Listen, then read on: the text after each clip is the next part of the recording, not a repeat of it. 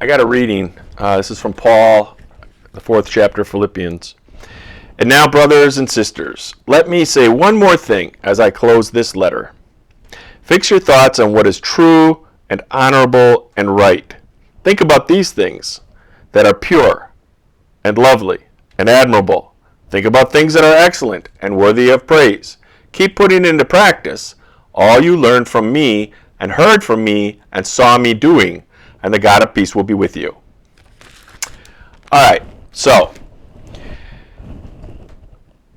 brain research has been showing us, and psychological research has matched that. We focus on the negative way more than the positive. Now, this is kind of how we're wired, because it's like in our ancient ancestors, there was a lot of threat, there's a lot of risk in their lives, and so their brains would work faster than conscious thought in order to respond to something risky.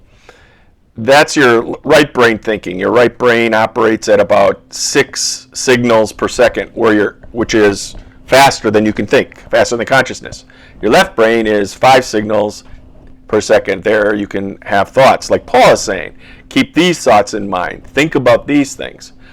And so you can't think about those things when you are instantly at risk. At least you think you're at risk, or you're instantly threatened. And this happens to us whenever we're watching the news, or whenever we consume any kind of media. There's so much sensationalism on purpose, taking advantage of this, what they call negativity bias, that the old saying, newspaper saying, if it bleeds, it leads. Totally true.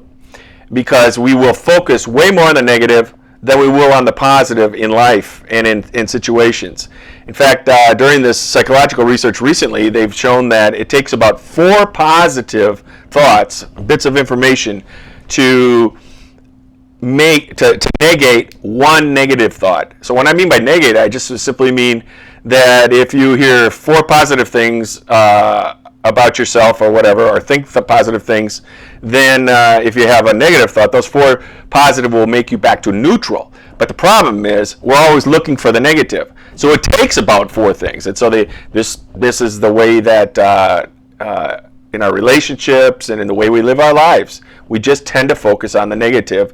And that's not because there's something wrong with us or we're bad people. It's the way that we're wired. Our brains are wired that way.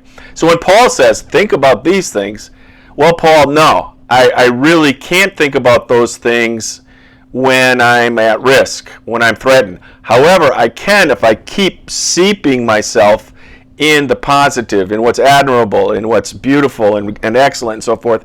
That can become part of my thinking pattern, where it becomes ingrained then in my brain. And so the thing that I was missing, that I hadn't really ever thought about, is at the end of this passage, Paul says to watch me, listen to me, and see how I'm modeling my life. And sure enough, that totally connects to the right brain, the faster than thought brain. And so if you hang around with people who are a bit calmer than you are, who tend not to accentuate the negative and so forth, that is going to influence you. That will help you become more and more the kind of person that's not going to find negativity in everything you look at. And again, I'll give this bit of advice. Stay out of the news on purpose. They're making you think things are way worse than they are.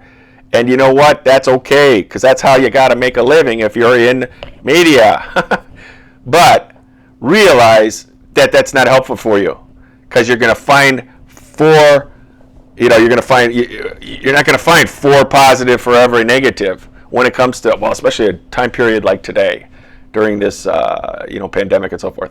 So just remember these things and think on these things. Thanks.